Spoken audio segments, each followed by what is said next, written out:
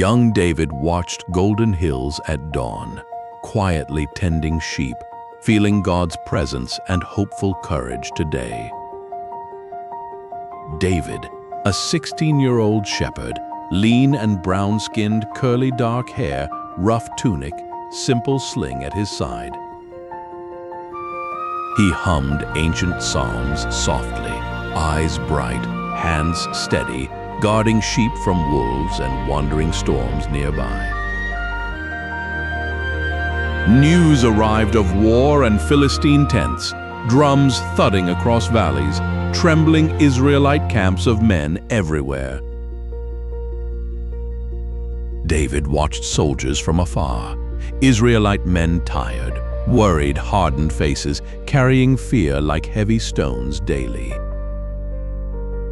Campfires painted bronze faces. The Philistine war machine loomed across the valley, a shadow of terror unceasing. Goliath emerged each morning, towering in bronze, voice booming insults, challenging Israel to send a champion now. For 40 days, fear ruled the battlefield, and no warrior dared answer the giant's challenge. His daily taunts struck Israel's heart. Soldiers feared combat, whispering about death, shaking hands, avoiding the valley. David's father Jesse sent him with loaves and cheese, a shepherd's duty crossing the camp's dusty lanes. While fear lingered throughout the camp, one young heart carried a confidence far greater than fear. Even his own brother questioned him, unable to see the faith burning within David's heart. But David refused to waver, trusting God's purpose more than the opinions surrounding him. Soldiers murmured. An old warrior advised caution, voice low, fearing Goliath's sword and terrible armor today again. David listened, fists clenching, heart burning at insults against Israel and the God of his fathers always. When Goliath shouted defiance, spitting threats, David's soul flared. He could not stand silent any longer indeed. He raised his voice among soldiers, asking who this Philistine was to defy the armies of living God.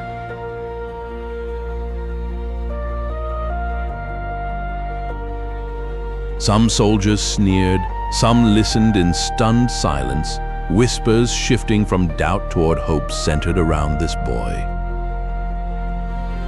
David's mother, humble and wise, patched his cloak, eyes filled with prayer, trusting God for her son's courage.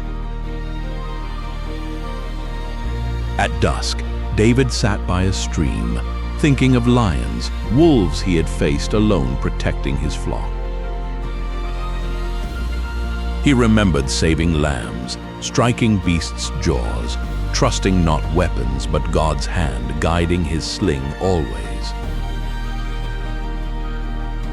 News reached King Saul, a regal tall man with gray-streaked beard, worried eyes under a jeweled crown.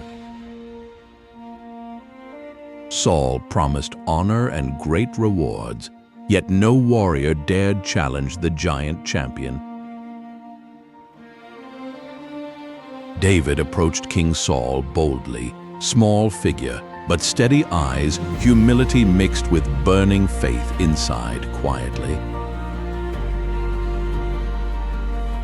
David declared he would fight Goliath, voice simple but fierce, trusting God more than sword or armor. Saul studied David, surprise washing over his face, remembering shepherd boys rising to unexpected greatness often today. Saul offered his own armor, heavy bronze breastplate, and shining helmet, urging David to wear kingly protection.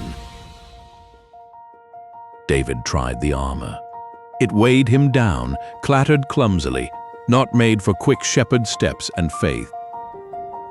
He removed the armor gracefully, choosing his sling and staff, simple tools honed by lonely hills and prayer. Saul, worried but admiring, handed David permission. Elders prayed briefly, hands on shoulder, blessing courage and safety. By the river, David knelt, selecting 5 smooth stones, each glinting, chosen with calm and solemn intent. He kept one stone ready in his sling, the others tucked in a pouch, prepared for longer battle. Confidence replaced fear as David prepared himself, knowing the coming battle rested in God's hands. He prayed softly, "Lord of Israel, give me courage and deliver this valley from blaspheming terror, please." The camp fell silent as David walked forward, sling at hip, stones glinting like small promises of hope. Goliath laughed, a thunderous sound, mocking the boy's size, expecting an easy humiliation and merry triumph, certainly. David's heart pounded, but his voice stayed calm. He declared his trust in God's saving power, steadfast. Philistine soldiers smirked behind Goliath. Israelite warriors stared, longing for courage, some gripping spears with trembling hands. David stepped into the valley's center, dust rising around his sandals, sunlight catching tearful, resolute eyes steadily.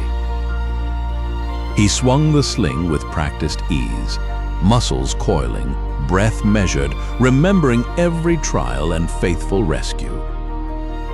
A stone flew like a whispered prayer, spinning true, striking Goliath's forehead where bronze was thinly exposed. The giant's knees buckled, thunder of armor as he fell, earth trembling beneath the Philistine colossus collapsing. Silence shattered. Both camps froze, then a rising cheer from Israel as fear transformed into astonished hope. David stood over the fallen Goliath, heart pounding, hands trembling but firm, offering no gloating, just quiet grief. Philistine ranks scattered in panic.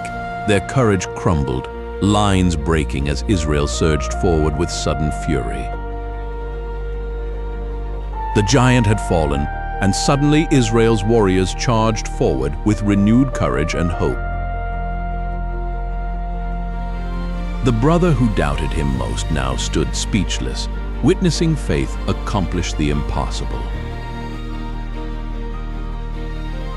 The army's elders praised God aloud, voices rising like thunder, thanking the Lord for deliverance and bravery.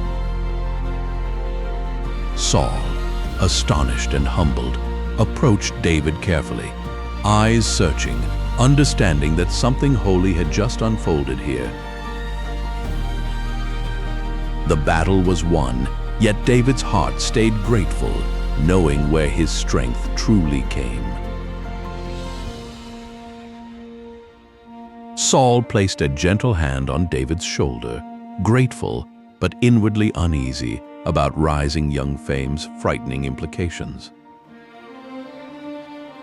The Philistines retreated in disarray while Israel collected spoils, cheering together under a sky washed in golden relief. Back in Bethlehem, Jesse and his family awaited news, anxious faces turning to the horizon for returning heroes. After days of fear and uncertainty, his parents finally saw David standing before them again. Tears replaced fear as father and son embraced. Grateful God had brought them together again. Neighbors gathered in Bethlehem Square, singing praises, children dancing, women clapping, the village echoing victorious thanksgiving loudly. David, humbled, reminded elders and soldiers that victory belonged to God, not to a mere shepherd boy's skill. The lesson endured. Courage rooted in faith outshines muscle, every small heart becoming capable of great, fearless acts.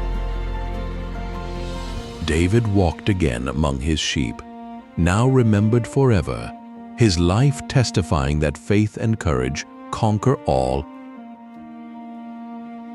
Years later, people still told the story of a young shepherd whose faith toppled a towering giant, reminding every generation that courage begins with trusting God.